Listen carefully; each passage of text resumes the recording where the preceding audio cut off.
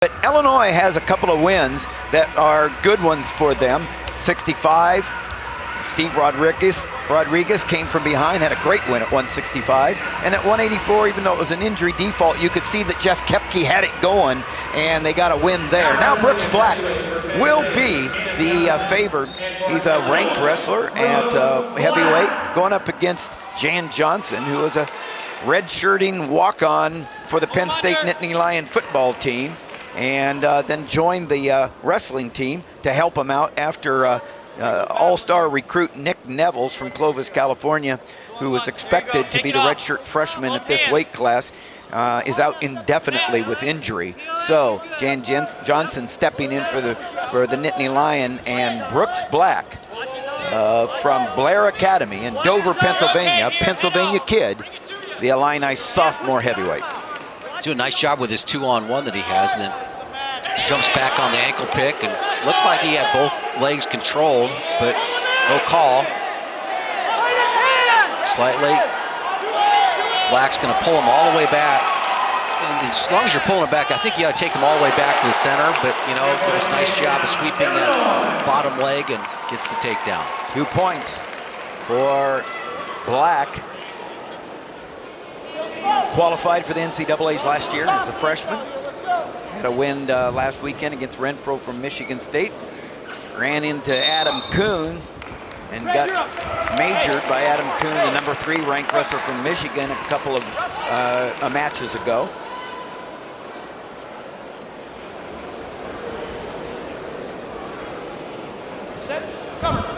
Yeah, this meet was close, which is not going to be with the big swing in it, but you can see where Illinois maybe had some opportunities here. This would be one that they would consider a bonus point opportunity to get in, be able to stay close. And so, well, those pins at 157 and 174 is like an 18-point swing, Jim. Yeah. It's 9 points at each one. If Illinois was looking to win at 157 and 174, that's 9-point swings at each match. So huge. And both freshmen for Penn State coming up with those falls. Jason Nolf and Bo Nickel.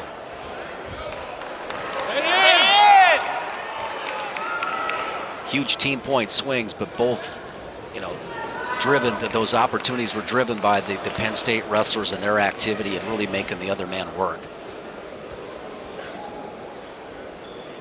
Wasting time! Yeah, you see the corner yelling about wasting time. I don't know which corner that came from, to be honest with you. Both kind of wasting time. Restart, guys. Red, you're up. That's a good restart. Eric Lerke, the head official. There's Casey Cunningham, longtime assistant to Cale Sanderson. One of the big reasons they've got this machine rolling, NCAA champion at Central Michigan, and certainly a great influence in the program. A guy that someday, has to strongly be considered as a head coach candidate. Some of these top programs that come up. Same with Mark Perry, the associate head coach there you saw on the right for Illinois. Good work Perry, there. the NCAA champion from Iowa. Good work there by Johnson, getting his hips out, posting on the mat, and sliding out, get the 1-point escape. Johnson out of Mountain, Pennsylvania, Governor Mifflin High School. The motivation, I've always, the motivation, the guy that walks onto a program, may not ever have an opportunity to compete, then he gets an opportunity to go ahead and go out there and, doesn't get started all that fast, but he's, you got to respect it. He's out there on his own dime. And he obviously wants this to be part of his college experience, being around some of the best athletes in the country and the world. It's like, well, it's just that have that open architecture where you can let people in to be able to do that. I mean, this is going to be a thrill for him, even though he's not really in the. It's only down 2-1, but hasn't really had that many wins so far this season. Just one win. You know, it's you need these guys in your program. Well, and that's You the need that depth. perspective that Cale was talking about, and you just brought it up. If it's not a thrill for them, then there's something wrong. And when Cale's looking to recruit, he looks for why they wrestle in the first place. Do they wrestle for mom and dad? Do they wrestle for other reasons? Or do they wrestle because they love the sport and are grateful for the opportunity? That's where Cale Sanderson starts his recruiting evaluation. Brooks Black, NCAA qualifier, out in front 3-1. Yeah, I don't think that's anything new. I think everybody in these top programs do that, but sometimes, you know, you get sold as a coach. I mean, that say, well, we can work through this, we can work through that. You know, you've got to keep your standards pretty high because there's only 9.9 scholarships in a program, and one of the best pieces of advice I had when I was coaching was, you know, there's always next year. You know, don't waste a scholarship because sometimes you want to make sure that the guy that improves in your program gets an opportunity to get a little bit more, and somebody that comes along that really does have the qualities that you're looking for, you know, gets that opportunity. You got to know your benchmark.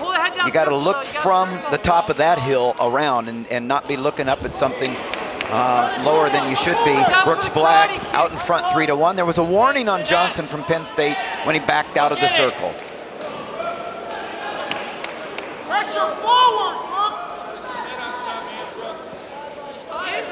We're watching BTN Wrestling presented by Cliff Keen Athletic. Tim Johnson along with Jim Gibbons and Shane Sparks. #1 ranked Penn State visiting Huff Hall here on the campus of the University of Illinois. Out front 25-9. The heavyweight for Illinois having his way so far against Johnson from Penn State. Brooks Black out in front with 20 seconds left in the second period. We started at 141. We'll finish at 133. And that's also 133, an excellent matchup there with Zane Richards, the slightly favored, undefeated wrestler going against Jordan Conaway. All-American. Yeah, Conaway, tremendous story. Conaway who cut back down to 125, back up to 133. We'll talk about him soon. That is a big ender for today at 133. Black on top now to begin the third period. Nice work by Johnson, kind of getting up, and you know, for him, he's just got to keep walking it. Yeah, loses his footing there at the edge. Black staying with Johnson, who's trying to break away, but any part of your body that's in the center of the mat or in the field of play there, you're still active. And so right now, until that foot comes out, and it does, they'll go back to the center. Minute and a half left in regulation. There's riding time advantage for Black as well. Hey, like the effort of Johnson, though. He popped up to his feet. Just kind of lost his balance there at the end as he was running, trying to create some separation. Black stops that right-legged stand-up attempt.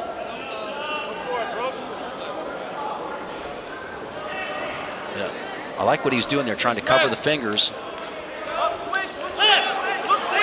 Johnson keep coming up and a little roll through, but they're out of bounds. Crossed over the cylinder of the out-of-bounds line there, so the official bringing us back to the center.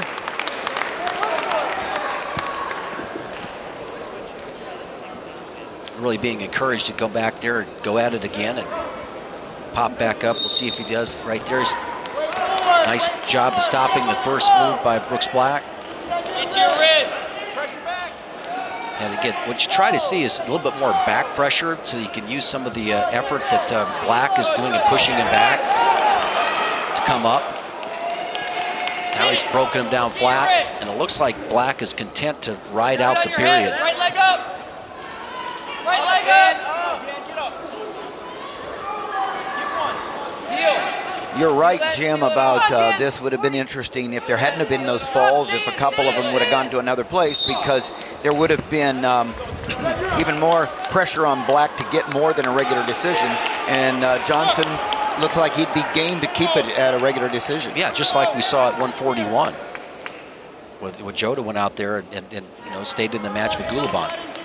Yeah, one of those, you know, if you're looking for a match, it is kind of funny how it works, is that you're looking for a match that, you know, every match is going to be tight, and then all of a sudden, you know, you're looking for bonus points early, and one guy doesn't get him, and then pretty soon, boom, they get a fall, and then you get a huge swing where a favored wrestler gets pinned, returning national champion, and it just everything you thought is just out the door. Brooks Black trying to get his second Big Ten win in a duel this year here out in front. He lost 3 in a row to start out with. Got his first win against Michigan State. And looks like he's in control here to get his second win. He lost to Haynes from Ohio State, Stoll from Iowa, and Kuhn from Michigan. Got his win against Michigan State last week and now trying to get a second one against Penn State.